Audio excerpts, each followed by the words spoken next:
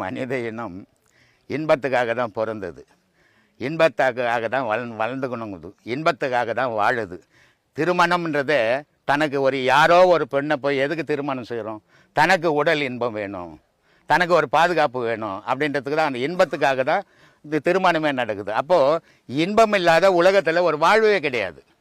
இன்பம் இல்லாத வாழ்வு எதுன்னா பணம் தான். அப்போ ஒவ்வொரு மனிதனுக்கும் ஒவ்வொரு இன்பம் வருது. எப்படி எப்படி இன்பம் வருது?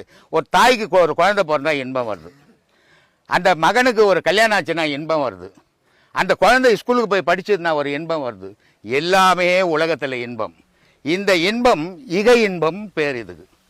இதுலேயே பற இன்பம்னு ஒன்றுக்குது. இன்பம்ன்றது ஒரு ஆணும் பெண்ணும் உறவுபூர்வமாக உறவு கொள்ளும்போது உடல் உணர்வு இன்பம் கிடைக்குது. இதே ஒரு இன்பம் ஞானிகளுக்கு நீங்கள் கேட்குறது புரியுது. இதில் போகும்போது இது இன்பம் இல்லையேன்னு. யார் சொன்னது இன்பம் இல்லைன்னு? குண்டலின்ற பராசக்தி இருக்குது உடலில், கீழே இடுப்பில்.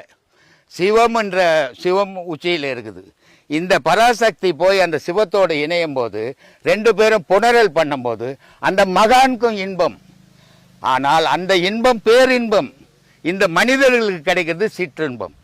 அப்போ பேரின்பம்ன்றது மகான், அதுக்காக அவங்க இவ்வளோ நாள் பாடுபட்டான்.